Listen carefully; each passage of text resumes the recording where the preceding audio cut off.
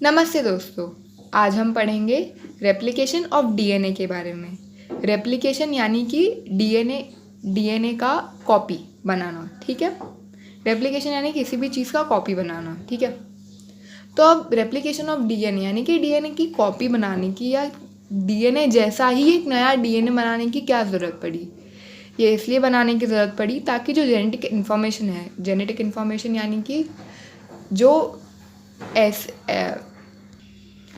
ऐसी इन्फॉर्मेशन जो माँ से बच्चे तक पहुँचना यानी कि माँ बाप से बच्चे तक पहुँचना आवश्यक है, तो ही वो एक दूसरे के जैसे दिखेंगे, ठीक है, एक दूसरे के जैसा व्यवहार करेंगे, ठीक है। अगर एप्लीकेशन ऑफ डीएनए यानी कि डीएनए की कॉपी नहीं बनती तो शायद ऐसा होता कि इंसान का बच्चा कुछ और ही जानवर पैदा होता। ऐसा हो सकता है क्योंकि डीएनए में बहुत सारी जानकारी है जो जीवन आवश्यक है। अब हम बात करते हैं डीएनए की कॉपी बनती कैसे है। इसके 4 स्टेजेस, एक्चुअली 3 स्टेजेस है, बट चौथा जो है वो एक ओरिजिन पॉइंट के बारे में इंफॉर्मेशन है, यानी कि ओरिजिन पॉइंट जो है उसके बारे में जानकारी है, ठीक है। पहला है activation of nucleotides. Nucleotides DNA में होते हैं, डीएनए का एक पार्ट होता है, मैंने आपको बताया था। तो इनका एक्टिवेशन यानी कि उनको जागरूक करना, ठीक है। दूसरा है ओरिजिन पॉइंट डीएनए में ही कहीं पे ऐसे लगे हुए होते हैं जिसकी वजह से रेप्लिकेशन यानी कि डीएनए की कॉपी बनाना आसान हो जाता है। Unwinding of DNA strand. Unwinding यानी कि आपने देखा था डीएनए ऐसा गोल गोल गोल गोल होता है, तो उस डीएनए को अनवाइंड करना यानी कि दो जो स्ट्रैंड्स है, दो जो धागे हैं उनको अलग करना। और synthesis of new strand. Synthesis यानी कि निर्माण, नए स्ट्रैंड्स यानी कि नए डीएनए का निर्माण करना, ठीक है। सबसे पहले स्टेप की बात करते हैं एक्टिवेशन ऑफ न्यूक्लियोटाइड्स यानी कि न्यूक्लियोटाइड्स को जगाना। अब ये चारों न्यूक्लियोटाइड्स ना नए डीएनए को बनाने में बहुत हेल्प करेंगे। तो ये जो चारों न्यूक्लियोटाइड हैं हमें कहाँ मिलेंगे? ये हमें मिलेंगे न्यूक्लियोसोम में। न्यूक्लियोसोम कहाँ होता है? न्यूक्लियस के अंदर ही होता है और डीएनए के साथ ही होता है। यहाँ पे भरपूर मात्रा में ये मिलते हैं।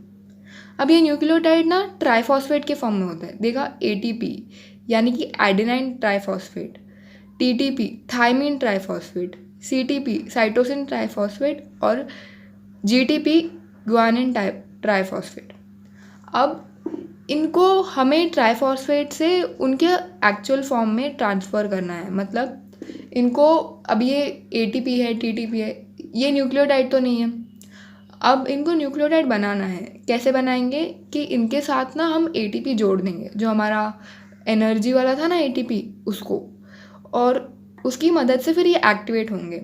ये तभी एक्टिवेट होंगे जब जेनेटिक इन्फॉर्मेशन यानी कि डीएनए से संबंधित जानकारी हमें एक मनुष्य से दूसरे मनुष्य में डालनी है, या फिर माइक्रो ऑर्गेनिजम्स में, जीव जंतुओं में भी तभी होगी जब उनको डिवाइड होना है, जब उनको बच्चे पैदा करने हैं, 1 से 2 होना है, ठीक है।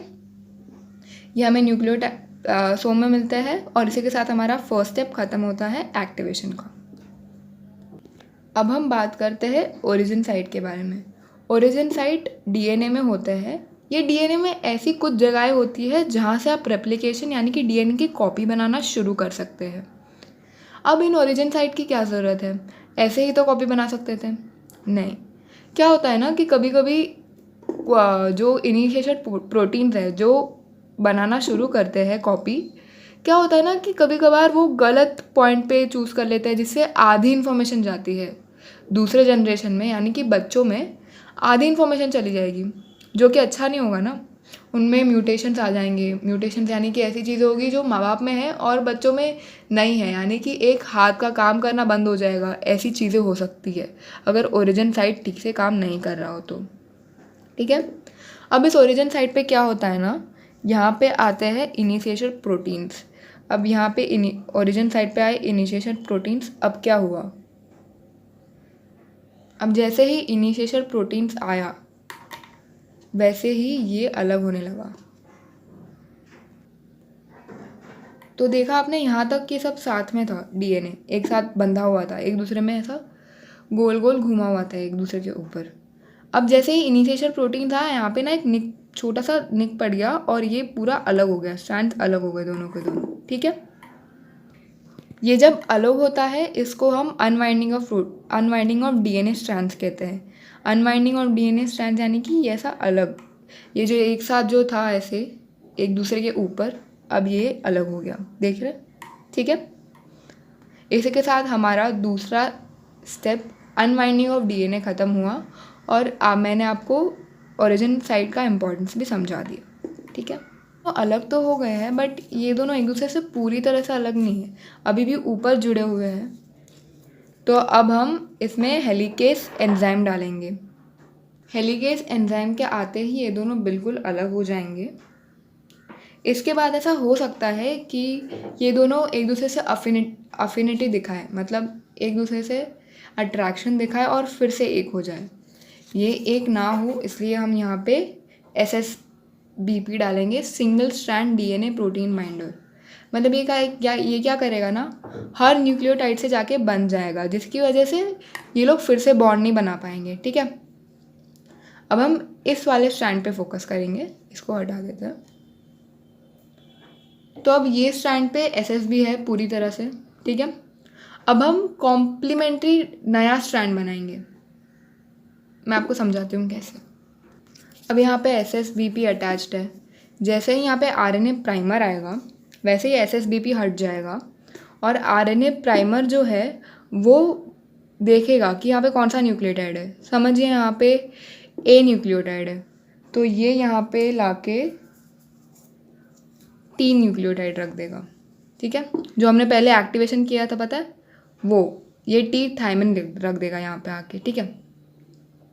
फिर RNA प्राइमर धीरे धीरे आगे जाएगा, ये यहाँ पे T रख दिया, अभी थोड़ा आगे जाएगा, यहाँ पे जाएगा, यहाँ पे देखेगा तो यहाँ पे C है, तो ये यहाँ पे G रख देगा। फिर आगे जाएगा, फिर यहाँ पे देखेगा यहाँ पे G है तो यहाँ पे वो C रख देगा। ये फॉर्म में नहीं, DTP के फॉर्म में नहीं, DCTP के फॉर्म में नहीं, सिर्फ C होगा यहाँ पे, ठीक है। फिर ये और आगे जाएगा, फिर ये देखेगा कि यहाँ पे तो T है तो यहाँ पे A रख देगा, ठीक है। ऐसे एक नया स्ट्रैंड फॉर्म होगा और इन दोनों के बीच में बॉन्ड फॉर्म होगा, ये फिर से, और इन सब न्यूक्लियोटाइड्स के बीच में भी बॉन्ड फॉर्म हो जाएगा, जिसकी वजह से एक नया स्ट्रैंड बिल्डअप होगा।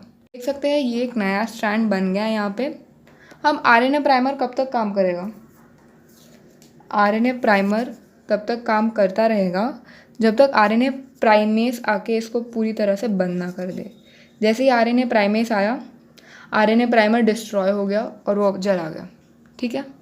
तो ऐसे ये बन गया और वैसे ही वो पिंक वाले के साथ और एक स्ट्रैंड अटैच हो गए, फिर से वो भी एक अलग DNA बन जाएगा। तो ऐसे करते करते हमें मिल जाएंगे 2 नए DNA। तो आपको समझा 1 से 2 DNA कैसे बनते हैं। इसी के साथ आज का हमारा वीडियो समाप्त हुआ। इस वीडियो को लाइक कीजिए, शेयर कीजिए और कमेंट कीजिए अपने डाउट्स। धन्यवाद।